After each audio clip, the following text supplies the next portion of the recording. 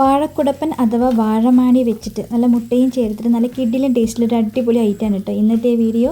അപ്പോൾ നമുക്കിത് എങ്ങനെ ഉണ്ടാക്കുമെന്ന് നോക്കാം. ഒന്ന് വലുതും ഒന്ന് ചെറുതുമായ 2 വാഴക്കുടപ്പനാണ് എനിക്ക് കിട്ടിയിരിക്കുന്നത്. ഇതിൻ്റെ ആ തൊലിയില്ലേ നീക്കം ചെയ്യുന്നതിന് മുന്നേ ഞാൻ വീഡിയോ എടുക്കാൻ മറന്നതാണ്. വളരെ ചെറുതായി ഒന്ന് അരിഞ്ഞെടുത്തിട്ടുണ്ട്. അരിഞ്ഞതിന് ശേഷം ഇത്രയാണ് കേട്ടോ കിട്ടിയിരിക്കുന്നത്. ഇനി ഇത് നമുക്ക് നല്ല പോലെ ഒന്ന് കഴുകണം. ഇതിൽ അത്യാവശ്യം കറിയും നാരൊക്കെ ഉണ്ടാവും കേട്ടോ. അപ്പോൾ നമുക്ക് മഞ്ഞപ്പൊടിയും ഉപ്പൊക്കെ ഇട്ടിട്ട് നല്ല പോലെ ഒന്ന് കഴുകാം. ഞാൻ ഇതിലെ നാര് കളയാനായിട്ട് ഉപയോഗിക്കാറുള്ളത് പപ്പടം കാച്ചുന്ന കമ്പി വെച്ചിട്ടാണ്. അത് വെച്ചിട്ടൊന്ന് വെള്ളത്തിലിട്ടിട്ടൊന്ന് ഇങ്ങനെ ചുഴറ്റി എടുത്ത് കഴിഞ്ഞാൽ അതിലുള്ള നാരൊക്കെ അതിൽ ചുറ്റിപ്പിടിച്ച് വരുന്നതാണ്. നാരെല്ലാം കളഞ്ഞ് നന്നായി കഴുകിയതിന് ശേഷം വെള്ളം വാർന്നു പോകാൻ വേണ്ടി വെച്ചിട്ടുണ്ട്.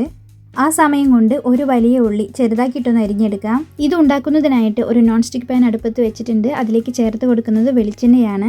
എണ്ണ ചൂടായതിനു ശേഷം നമുക്കതിലേക്ക് അരിഞ്ഞു വെച്ചിരിക്കുന്ന ഉള്ളി ചേർത്ത് കൊടുത്തിട്ട് നല്ല പോലെ ഒന്ന് വഴറ്റിയെടുക്കാം.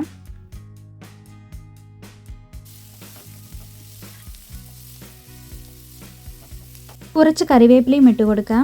വീണ്ടും നല്ല പോലെ ഒന്ന് വഴറ്റിയെടുക്കാം. ഉള്ളിയുടെ കളറൊക്കെ ഒന്ന് മാറുന്നത് വരെ വഴറ്റിയെടുക്കാം. ഉള്ളിയുടെ കളറൊക്കെ മാറിയിട്ട് നല്ല പോലെ ഒന്ന് വഴന്നു വന്നിട്ടുണ്ട്. ഈ ഒരു ടൈമിൽ നമുക്കതിലേക്ക് ആവശ്യമായ പൊടികൾ ചേർത്ത് കൊടുക്കാം. 1/2 ടീസ്പൂൺ മഞ്ഞൾപ്പൊടിയും 1/2 ടീസ്പൂൺ മുളക് പൊടിയും ചേർത്ത് കൊടുക്കുന്നുണ്ട്. എരിവ് കുറച്ച് കൂടുതൽ വേണ്ടവർക്ക് മുളക് പൊടിയുടെ അളവ് കുറച്ച് കൂട്ടാവുന്നതാണ്. അതുപോലെ തന്നെ മുളക് പൊടിക്ക് പകരം നമുക്ക് പച്ചമുളകും ഇതിലേക്ക് ചേർത്ത് കൊടുക്കാവുന്നതാണ് കേട്ടോ. പൊടികളുടെ പച്ചമുളക് മാറുന്നത് വരെ നല്ല പോലെ ഒന്ന് വഴറ്റിയെടുക്കുന്നുണ്ട്.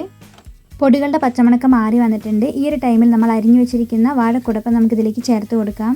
എന്നിട്ട് നല്ല പോലെ ഒന്ന് മിക്സാക്കി എടുക്കാം. അതിനുശേഷം നമുക്ക് ആവശ്യമായ ഉപ്പ് ചേർത്ത് കൊടുക്കാം.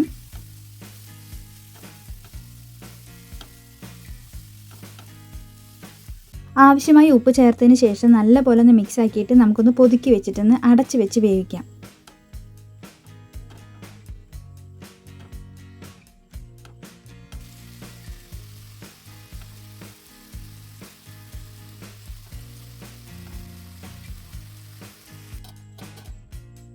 വേവുന്നത് വരെ നമ്മൾ ഇടയ്ക്കിടെ നല്ല പോലെ ഒന്ന് മിക്സാക്കി കൊടുക്കണം, അല്ലെങ്കിൽ അടിയിൽ പിടിക്കാൻ ചാൻസ് ഉണ്ട്. ഇടയ്ക്കിടെ തുറന്നിട്ട് നല്ല പോലെ ഇളക്കിയിട്ട് നമുക്ക് വീണ്ടും അതുപോലെ തന്നെ അടച്ചു വെച്ച് വേവിക്കാവുന്നതാണ്.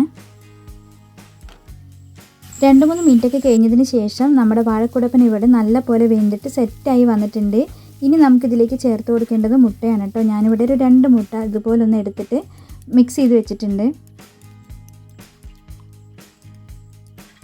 വാഴക്കുടപ്പനൊക്കെ സൈഡിലേക്ക് മാറ്റിയതിന് ശേഷം അതിൻ്റെ നടുഭാഗത്തായിട്ട് നമുക്ക് ഈ ഒരു മുട്ട അതിലേക്ക് ചേർത്ത് കൊടുക്കാം.